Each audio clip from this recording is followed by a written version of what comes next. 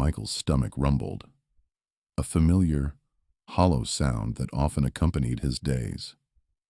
It was just another Tuesday in their small American town, but for Michael, it felt different. Today, he had managed to save enough money from helping Mr. Henderson with yard work to afford a real meal at the local diner. Not just any meal, but the deluxe burger, a rare treat he'd been dreaming about since last week. His family didn't have much, and every dollar earned was usually stretched to cover rent or groceries. So, this burger was more than food.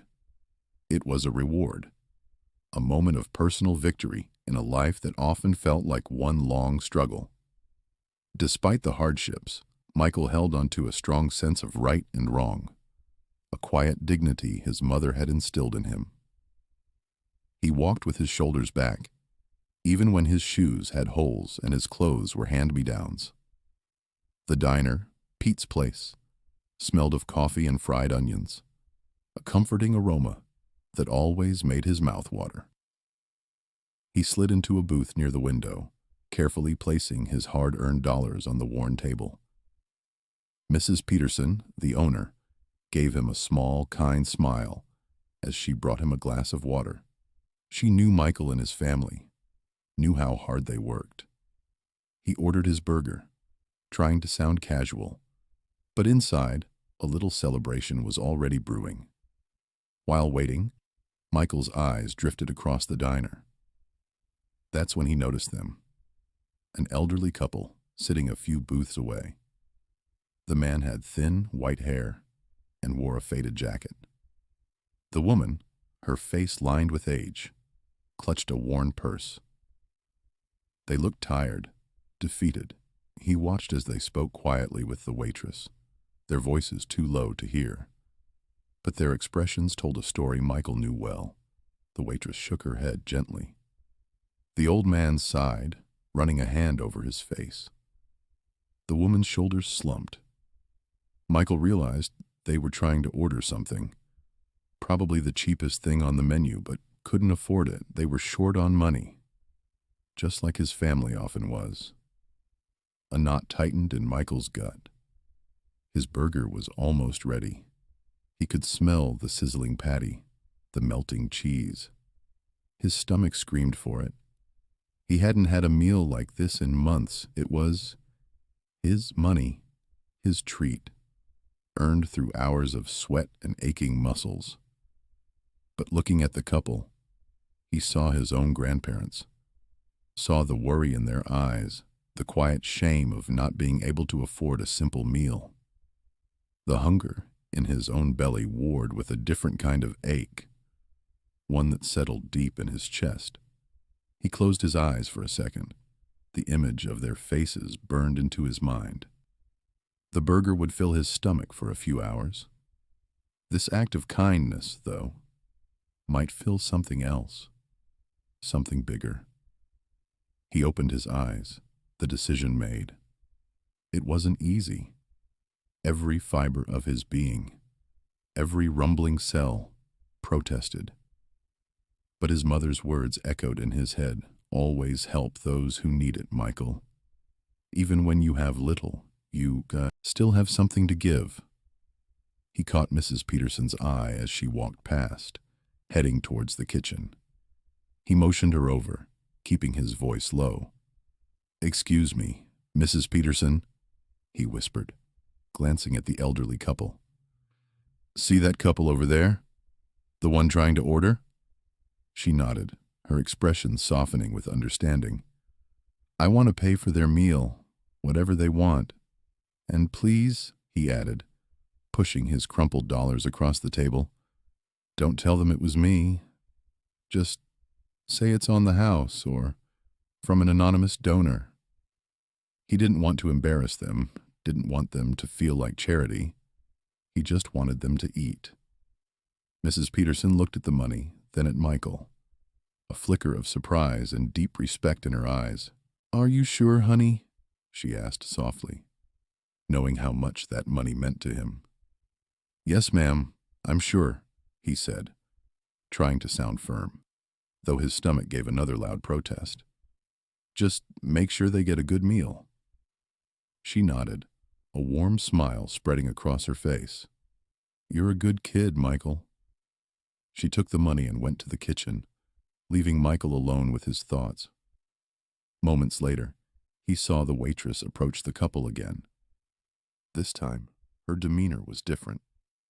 She smiled, spoke kindly, and then, to Michael's quiet satisfaction, she took their order, a pen ready in her hand. The old man looked up, surprised. Then a slow smile spread across his face. The woman's eyes welled up, a hand going to her chest. They didn't know who had helped them, but their gratitude was clear. A silent thank you that reached Michael across the diner. His own burger arrived then, perfectly cooked, smelling incredible. But somehow, the craving had lessened. He took a single bite, savoring the taste, but his mind was elsewhere. He watched the couple as they ate, slowly, gratefully. That was his meal, but he felt lighter. He ate half of his burger, feeling a sense of peace settle over him. He couldn't finish it. The internal battle had taken his appetite. He quietly paid for his own half-eaten meal, leaving a small tip on the table, and slipped out of the diner. The cool air outside felt good on his face. He was still hungry, yes, but a quiet satisfaction bloomed in his chest, a warmth that was far more fulfilling than any burger could have been. As Michael walked away, Mrs. Peterson watched him go from behind the counter. She had seen the whole thing, from his internal struggle to his quiet conversation with her. She had seen the selflessness, the genuine kindness in a boy who had so little himself. A diner employee, a young woman named Sarah, came up beside her. "Did you see that, Mrs. Peterson?" Sarah whispered, her voice full of awe. "He gave up his own lunch. For them." Mrs. Peterson just nodded, a thoughtful look on her face.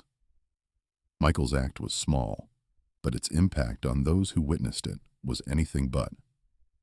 Mrs. Peterson, the diner owner, had seen many things in her years behind the counter. She'd seen joy, sadness, arguments, and quiet moments of connection. But what she witnessed with Michael was different. It wasn't just a kind gesture. It was a profound act of selflessness, especially coming from a boy she knew didn't have much. Her gaze lingered on the empty booth where Michael had sat, then drifted back to the elderly couple, who were now finishing their meal, looking far more content than when they had first walked in.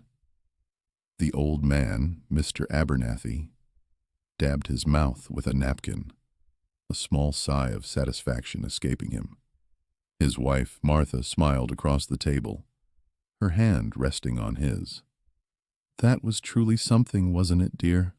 she murmured, her voice soft, just when you think people have forgotten how to be kind. Mr. Abernathy nodded, his eyes scanning the diner. "I wish we knew who it was. We could at least thank them properly." Mrs. Peterson, having finished her conversation with Sarah, decided to approach their table. She moved with a practiced ease, a friendly smile on her face. "Everything to your liking, Mr. and Mrs. Abernathy?" she asked, her voice warm. "Oh, absolutely, Mrs. Peterson," Martha replied, her smile widening. "More than to our liking, actually. It was a blessing. We were just saying, we're so grateful to whoever paid for our meal. It was such a thoughtful thing to do." "Yes," Mr. Abernathy added. "We were about to leave, thinking we couldn't afford anything substantial. Then your waitress came back, saying it was taken care of.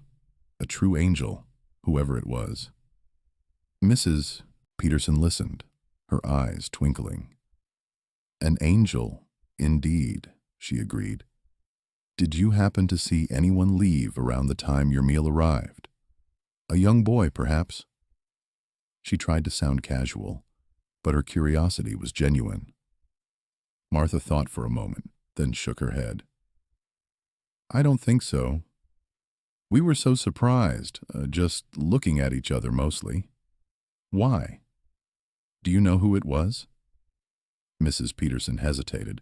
Michael had asked her not to tell, but she felt a strong urge to make sure his kindness didn't go completely unseen.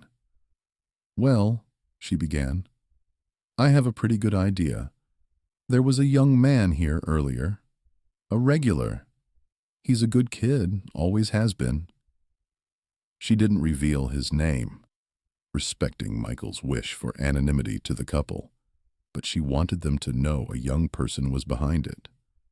A young man, Mr. Abernathy repeated, surprised. That makes it even more remarkable, for someone so young to be so generous. It does, Mrs. Peterson agreed, her gaze thoughtful. She excused herself from their table and walked back towards the kitchen, her mind churning. She had known Michael for years. He came in sometimes after school, sometimes on weekends, always ordering the cheapest thing on the menu, a burger or a sandwich, and always paying with crumpled bills he'd clearly earned himself. She knew his mother worked hard, but things were tight for them. Michael was a quiet boy, polite, always did his homework at a corner table if it wasn't too busy. He never complained, never asked for anything extra. She called Sarah over. Sarah, what do you know about Michael? The boy who was just here? Sarah, still a bit wide-eyed from what she'd witnessed, responded immediately. Oh, Michael. He's such a sweet kid, Mrs. Peterson.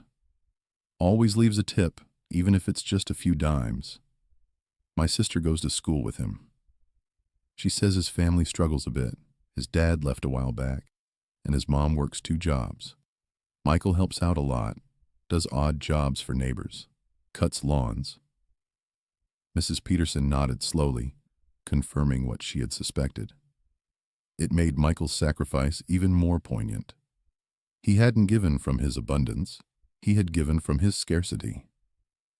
That took a different kind of courage, a deeper kind of heart. She leaned against the counter, a feeling of deep admiration settling in her chest. She had seen countless acts of kindness in her diner, but this one felt different, more impactful. It was a testament to the boy's character, a shining example of what a good person he was, despite his circumstances. She knew she couldn't just let it go. Such an act deserved more than quiet appreciation. It deserved to be recognized, to be rewarded in some way. But how? She didn't want to embarrass Michael, and she certainly didn't want to make him feel like a charity case. He had acted out of pure compassion, and any acknowledgement needed to respect that. She started to search her memory, trying to recall more details about Michael. Where did he live? What school did he go to? She knew his first name, but what was his last? He always paid in cash, so there was no credit card record. She usually saw him walk to and from the diner, but she didn't know his exact route. He was just Michael, the polite, quiet boy who sometimes came in for a cheap burger. The weight of his act felt heavy on her, in a good way. It was a reminder that even in a world that often felt harsh and uncaring, there were still people like Michael. People who, despite their own struggles, chose to put others first. Mrs. Peterson felt a strong, almost urgent need to do something. She wasn't entirely sure what yet, but she knew she couldn't just let this moment pass by. Michael's simple act of kindness was too extraordinary to be forgotten. It had touched her deeply, reminding her of the good that still existed in the world, and she felt a responsibility to nurture it. She spent the rest of the day, even as the diner buzzed with other customers, thinking about Michael and what his kindness deserved. The image of the old couple's grateful faces and Michael's quiet satisfaction replayed in her mind. The story of Michael's quiet generosity started to move like a ripple through the diner. Not loudly, not like gossip, but in hushed tones among the staff who had been there, and then to a few of the regular customers who were like family. Sarah told the cook, who told the dishwasher. Mrs. Peterson herself, while not broadcasting it, would mention it to those she trusted, those who she knew would appreciate the spirit of the act. Each retelling added a layer of quiet awe to Michael's deed.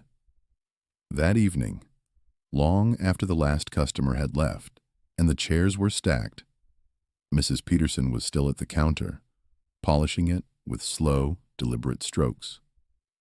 Her mind was a whirlwind of thoughts about Michael. What could she do? A free meal?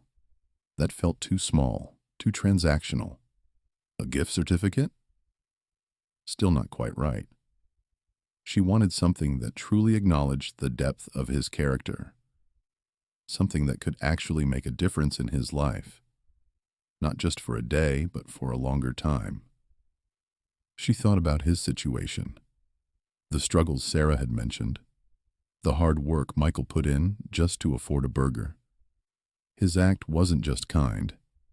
It was heroic in its own quiet way, a sacrifice that most adults wouldn't even consider. As she was locking up, Mr. Henderson, a long-time regular, walked by the diner. He often took an evening stroll and would sometimes stop to chat with Mrs. Peterson before she closed. He was a kind man, well respected in the community, and seemed to know everyone. He had been a customer at the diner for decades, even before Mrs. Peterson owned it. He noticed the thoughtful, almost troubled look on her face. "Everything all right, Alice?" he asked, using her first name, as he always did. Mrs. Peterson sighed, leaning against the doorframe. "Just thinking, Arthur, about something that happened today. Something special." She proceeded to tell him the whole story, from Michael's arrival, to the old couple's struggle, to Michael's quiet arrangement for his meal to be given to them. She described the boy's subtle departure, his refusal to take any credit, and the profound impact it had on her and her staff. She explained how Michael was a good kid from a struggling family, how he worked hard for every penny, and how that made his sacrifice even more meaningful. Mr. Henderson listened patiently, his usual jovial expression softening into something more serious. He ran a hand through his thinning gray hair. "Wow, Alice. That's something else. A boy like that, doing something like that. It's rare, truly rare." He paused, looking down the quiet street. Most kids his age are thinking about video games or new sneakers, not about helping an old couple who can't afford a meal. "Exactly," Mrs. Peterson agreed, nodding vigorously. "And I feel like we just can't let it go. He deserves more than just a pat on the back. He deserves something real, something that could actually help him." "You're right," Mr. Henderson said, his eyes distant, as if he were already formulating a plan. "A kid with that kind of heart, that kind of selflessness, that's a future leader right there. We need more people like Michael in the world." He thought for a moment, then turned back to Mrs. Peterson, a glint in his eye. "A free meal won't cut it, Alice. A gift card? No. This needs to be bigger, something that genuinely changes his circumstances, or at least opens a door for him." They stood there for a while, brainstorming ideas. Mrs. Peterson suggested trying to find him a better-paying odd job, maybe helping out at the diner more consistently. Mr. Henderson thought about local charities, but then shook his head. "No, this isn't about charity, Alice. This is about recognizing a hero. A quiet hero, but a hero nonetheless." He leaned against the diner window, looking out into the darkness. "You know, Alice, I might know someone who could really make a difference here. Someone who understands what it means to come from nothing and make something of yourself, and who values character above all else. Mrs. Peterson looked at him, intrigued. Who were you thinking of, Arthur? Mr. Henderson smiled, a knowing smile that hinted at connections far beyond their small town. Let's just say, this person has a big platform, and an even bigger heart. They've always been about giving back, especially to kids who show real grit and kindness. If anyone can appreciate a story like Michael's, it's them. He didn't want to reveal too much too soon, not wanting to get Mrs. Peterson's hopes up if his idea didn't pan out.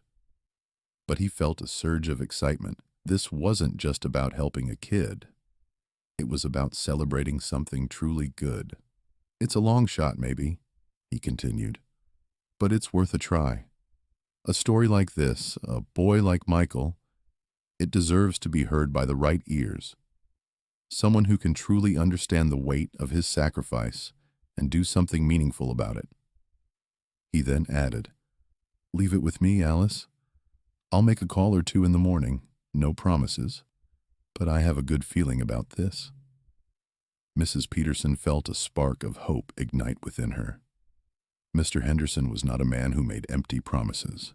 If he said he had a good feeling, there was a real chance something significant could happen. She thanked him, feeling a sense of relief that she wasn't alone in wanting to acknowledge Michael's act. As Mr. Henderson walked away, she locked the diner door. The image of Michael's quiet, selfless act still vivid in her mind, now intertwined with a burgeoning sense of possibility. She went home that night with a lighter heart, a quiet prayer on her lips for Michael, and a hopeful anticipation for what Mr. Henderson's phone calls might bring. The next morning, true to his word, Mr. Henderson sat in his study, a well-worn leather armchair creaking softly as he leaned back. He held his phone, a slightly older model, but reliable, and dialed a number he hadn't called in quite some time. It rang a few times, then a deep, booming voice answered on the other end. Arthur! To what do I owe this early morning pleasure? The voice boomed, full of energy even through the phone. Dwayne, good to hear your voice, my friend, Mr. Henderson replied, a smile touching his lips. I hope I'm not catching you at a bad time. Never a bad time for you. Arthur, what's up? Everything all right?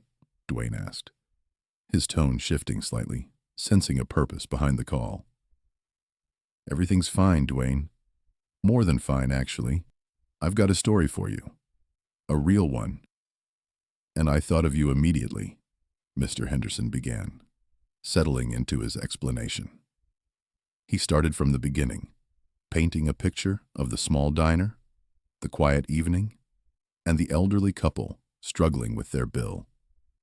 He described Michael, a young boy, barely a teenager, who had worked hard to earn a rare treat for himself. He detailed the internal struggle he imagined Michael must have faced, the hunger versus the empathy. This kid, Michael, he didn't hesitate. Mr. Henderson continued, his voice gaining a quiet intensity. He saw these old folks, clearly down on their luck, and without a second thought, he gave up his own meal, the one he'd been looking forward to all day. He just quietly told the waitress to give his order to them, and he left. Didn't want any thanks, didn't want any fuss, just did it because it was the right thing to do. There was a moment of silence on the other end of the line. Mr. Henderson could almost hear Dwayne processing the information, the gears turning in his mind. Then Dwayne spoke, his voice softer now, less boisterous. Wow, that's something else, Arthur. A kid doing that? In this day and age? That takes a special kind of heart. That's exactly what I thought, Mr. Henderson affirmed. Mrs. Peterson, the diner owner, she saw it all, and she was just as blown away as I was when I heard it. This isn't just a kid doing a good deed, Dwayne. This is a kid with real character, real selflessness, in a tough situation himself. His family struggles. They don't have much. So that meal, it wasn't just a meal. It was a sacrifice. Dwayne chuckled softly. Arthur, that reminds me of when I was a kid. My family, we didn't have much either. There were times we barely scraped by. I remember one time, my mom, she was trying to pay for groceries, and she was short. This old woman behind us just quietly paid the difference. Didn't say a word, just smiled and walked away. I never forgot that. It taught me a lot about what real strength looks like. Exactly, Mr. Henderson said, feeling a surge of satisfaction. He knew he had reached Dwayne. It's not about how big your muscles are, is it? It's about what you do when no one's watching. It's about kindness. And this kid, Michael, he's got it in spades. So, what are you thinking, Arthur? Dwayne asked, his voice now laced with genuine interest and a hint of a plan forming. You didn't call me just to tell me a nice story, did you? No, I didn't, Mr. Henderson admitted. Mrs. Peterson and I, we were talking. We feel like this kid deserves more than just a quiet thank you. He deserves some recognition, something that shows him that acts of kindness, especially selfless ones, don't go unnoticed. And frankly, Dwayne, I thought of you. You've always been about inspiring people, especially young people. You've got that platform, that reach, and you understand what it's like to come from humble beginnings. You want me to... What? Send him a signed photo? Dwayne asked, a playful note in his voice. But Mr. Henderson knew he was thinking bigger. No, Dwayne. I think this kid deserves to meet a hero. A real one. Someone who can show him that his actions matter, that his character is valuable. Someone who can genuinely make a difference in his life and maybe even inspire him to keep being that person. Mr. Henderson paused, letting the suggestion hang in the air. I think you should meet Michael. Another moment of quiet introspection from Dwayne, then decisive breath. You know what, Arthur? I like it. I like it a lot. A kid like that, showing that kind of heart. That's exactly the kind of message I want to put out there. That kindness is strength. That compassion can change things. So you'd be willing? Mr. Henderson asked, a genuine smile spreading across his face. Absolutely, Dwayne confirmed, his voice now full of renewed energy and purpose. Tell me more about him. Where does he live? How do we find him without making a big spectacle of it?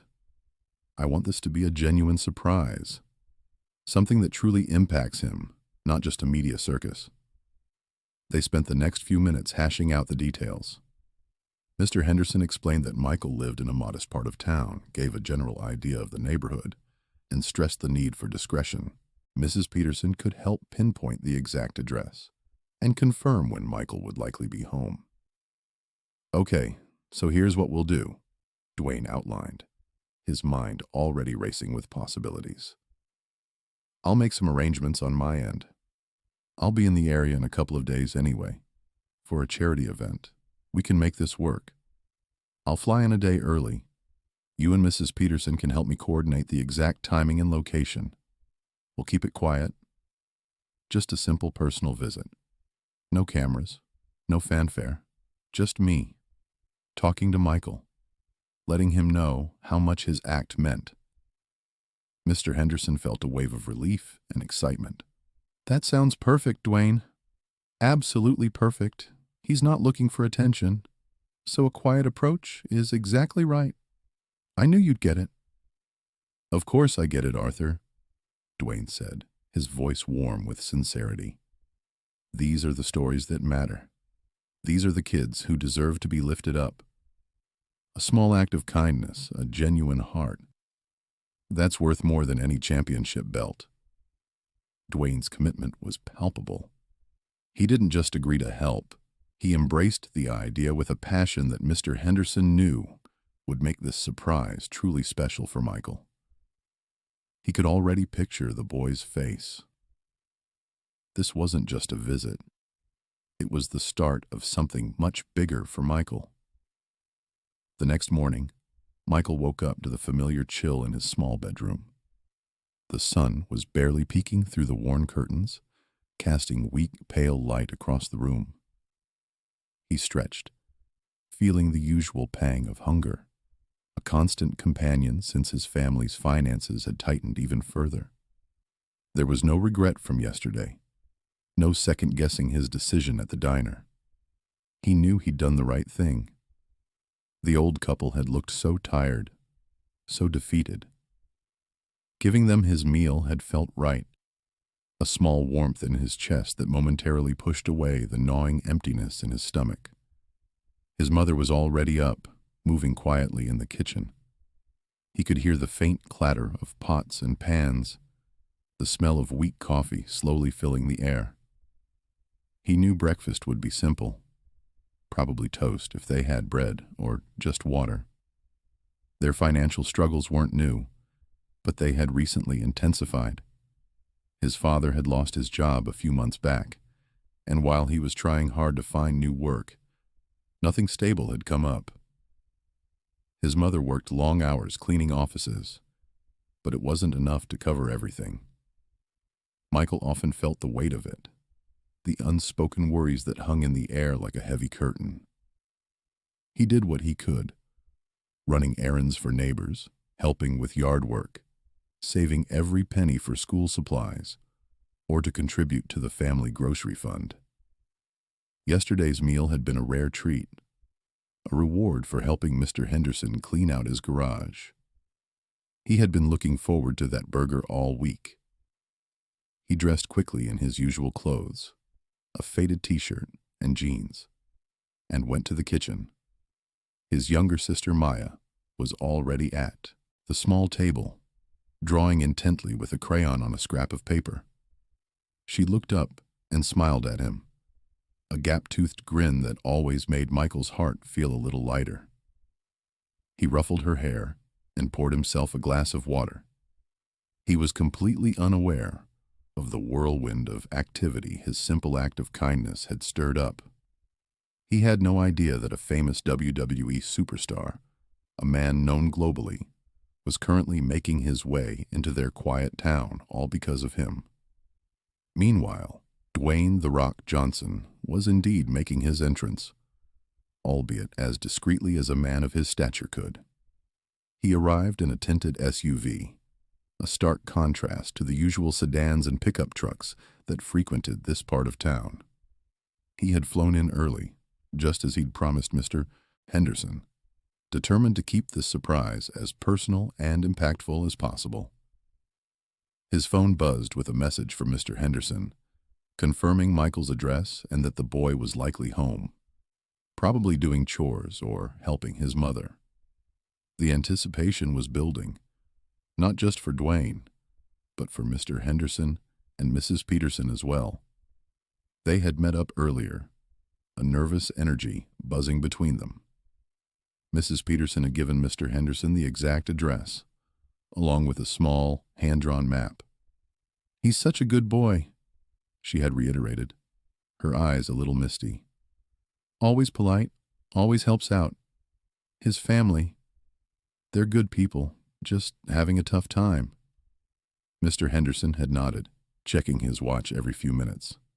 Dwayne was due any moment. They both knew this was more than just a surprise.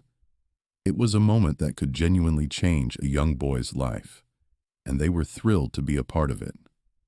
Michael, oblivious to the momentous event unfolding around him, was in the backyard, carefully watering the small patch of struggling vegetables his mother tried to grow.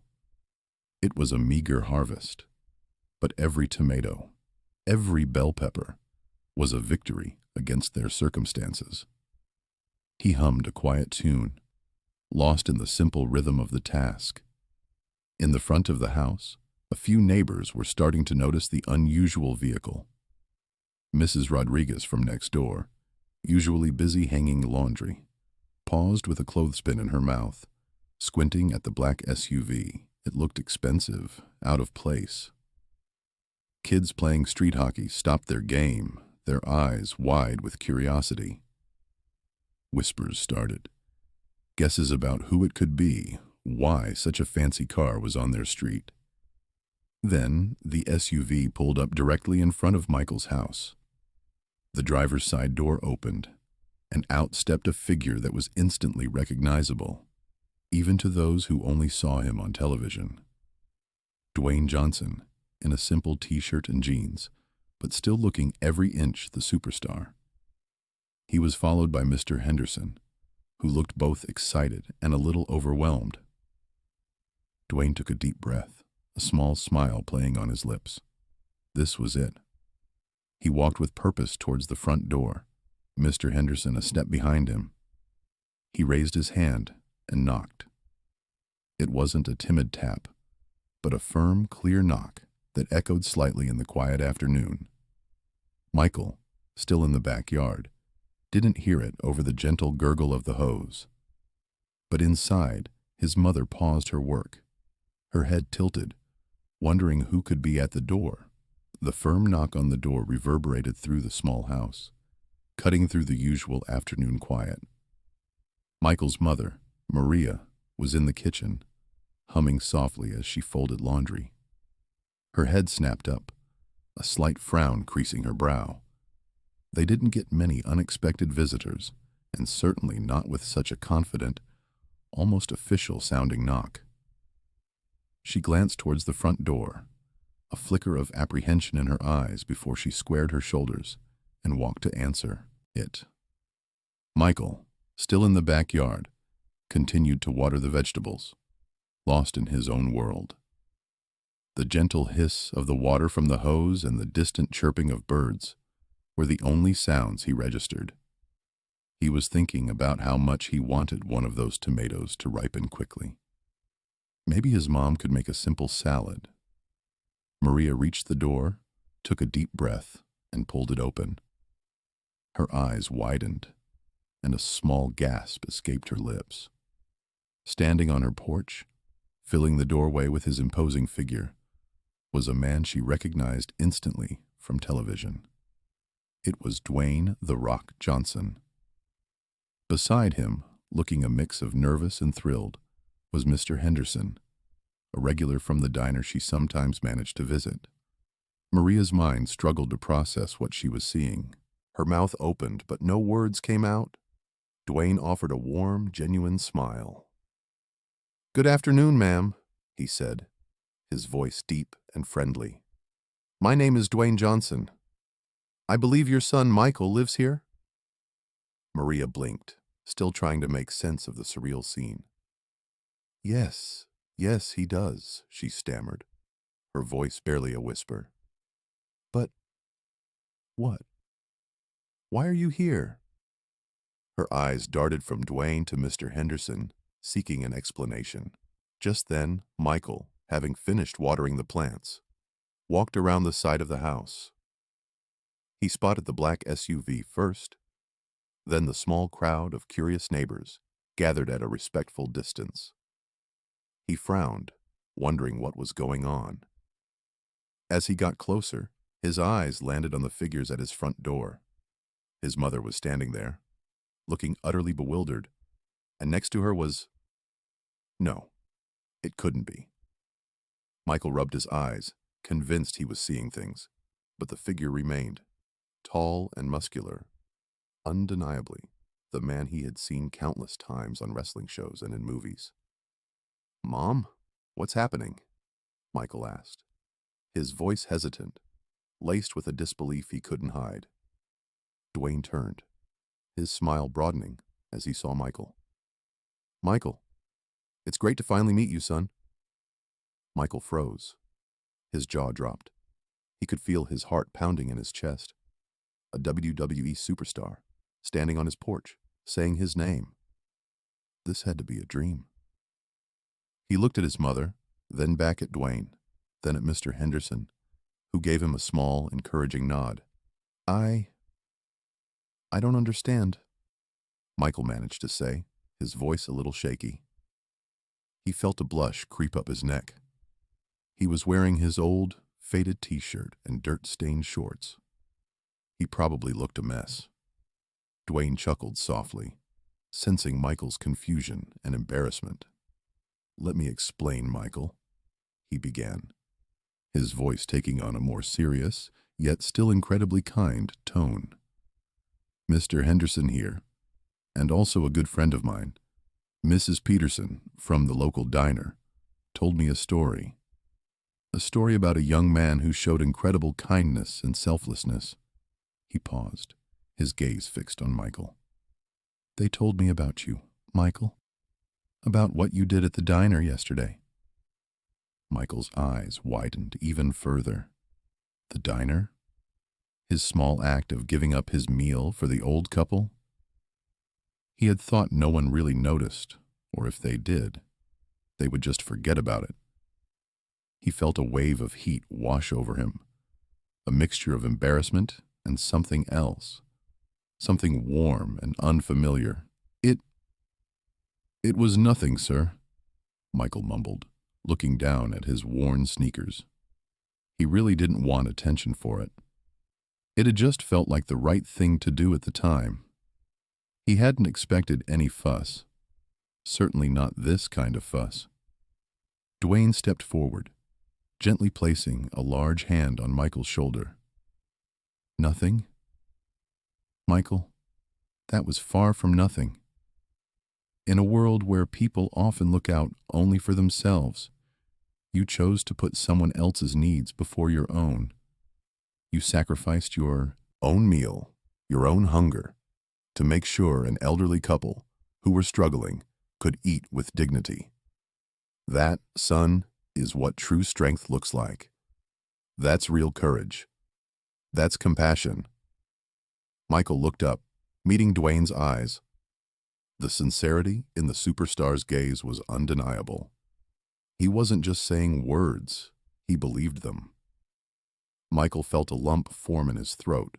He'd never had anyone, let alone someone famous, praise him like that. He was used to being told to work harder, to be careful with money, to help his family. This was different. Maria, standing beside Michael, had tears welling up in her eyes. She put a hand over her mouth, trying to stifle a sob. She knew her son was a good boy, kind and thoughtful, but to hear it recognized by such an important person, and for such a selfless act, filled her with an overwhelming sense of pride and emotion.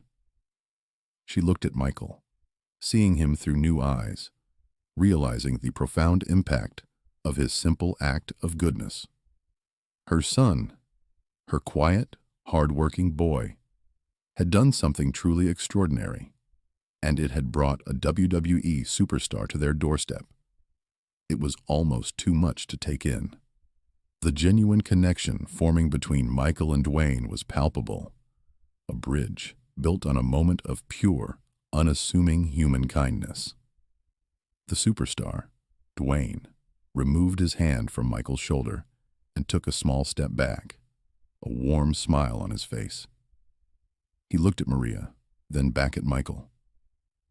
"Michael, what you did, it's the kind of thing that changes lives, not just for the couple you helped, but for anyone who hears about it. It shows what kind of person you are, deep down. And people like you, with that kind of heart, deserve every opportunity in the world." He paused, letting his words sink in. Michael was still trying to process everything, his mind racing. He could feel his mother's hand gently squeezing his arm, her silent support a comfort. "That's why," Dwayne continued, his voice dropping slightly, "I didn't just come here to tell you how great you are, though you certainly are. I came here to offer you something that I hope will help you nurture that incredible spirit you have and give you a chance to explore all the amazing things you're capable of." Michael's eyes, still wide with wonder, now held a hint of curiosity. What could a WWE superstar possibly offer him? He had no idea what to expect. His family didn't have much, and grand gestures were not part of their everyday life. Dwayne reached into the inner pocket of his jacket and pulled out an envelope, thick and official-looking. He held it out to Michael. "This is for you, Michael. It's a full scholarship to the Leaders of Tomorrow's summer camp. It's a place where young people like you, with strong character and a desire to make a difference, can learn, grow, and develop their leadership skills. It's a camp that focuses on personal development, teamwork, and finding your potential. I've personally supported this camp for years because I believe in what it does for kids." Michael slowly reached out and took the envelope. His fingers brushed against the thick paper, feeling the weight of it. He looked at the words printed on the front, "Leaders of Tomorrow." He glanced at Dwayne, then at his mother, then back at the envelope. A full scholarship? He'd never even considered summer camp. It was always an expense their family couldn't afford. It felt unreal. Maria, tears now openly streaming down her face, let out a small gasp. "A scholarship?" she whispered, her voice thick with emotion.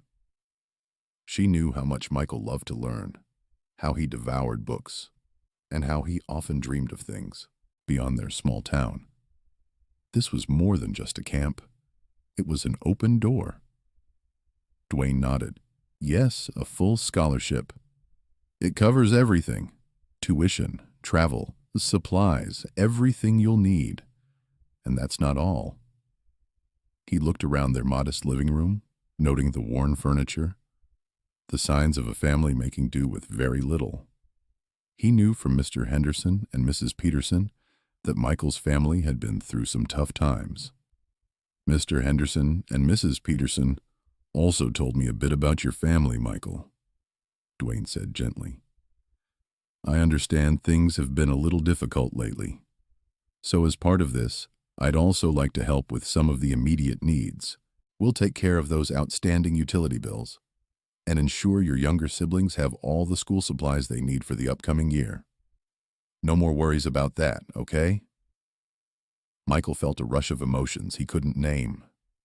It wasn't just the scholarship. It was the thought, the attention to detail, the understanding of their struggles. It felt like a heavy weight was suddenly lifted, not just from his shoulders, but from his mother's too. He saw her sag a little, relief washing over her face. "Oh, Mr. Johnson," Maria choked out. We don't know how to thank you. This is too much." She tried to wipe her tears, but more kept coming. Dwayne stepped closer to Maria, offering her a comforting smile. "Please, Maria, call me Dwayne, and there's no need to thank me. Michael earned this. His kindness, his selflessness, that's what made this happen. It's a testament to the wonderful son you've raised." He turned back to Michael. "This camp isn't just about learning new things, Michael. It's about being around other young leaders, sharing ideas, finding your voice. I truly believe you have something special to offer the world." Michael, still holding the envelope, finally found his voice, though it was still a bit shaky. "Thank you," he managed, his eyes shining. "Thank you so much. I don't know what to say." Dwayne chuckled. "You don't have to say anything, Michael. Just make the most of it, and this isn't a one-time thing. I want to stay in touch. I'll be checking in on your progress at the camp, and we can talk about your future, your dreams. Consider me a mentor, if you'll have me." Michael's jaw dropped. A mentor? A WWE superstar as a mentor? It was beyond anything he could have imagined. This wasn't just a gift. It was an investment in him, a promise of continued support. It was a lifeline. Maria, now completely overwhelmed, walked over and hugged Dwayne, surprising herself with the sudden gesture. "God bless you," she whispered into his shoulder. "God bless you for your generosity." Dwayne returned the hug gently. "It's my pleasure, Maria. Truly." He then looked at Michael, a serious but encouraging look on his face. "This is just the beginning, Michael. This scholarship, this camp, it's a symbol that your actions matter, that kindness is powerful, and that when you do good in the world, good will come back to you, often in unexpected ways." Word of the superstar's visit and incredible generosity didn't stay quiet for long. Mr. Henderson, unable to contain his excitement, shared the news with a few close friends. Mrs. Peterson, beaming with pride, told every regular who came into the diner. The story spread like wildfire through the neighborhood, inspiring hushed conversations and wide-eyed wonder.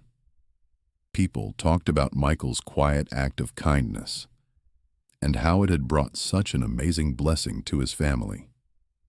It became a local legend, a testament to the idea that doing the right thing, even when no one was watching, could lead to extraordinary outcomes.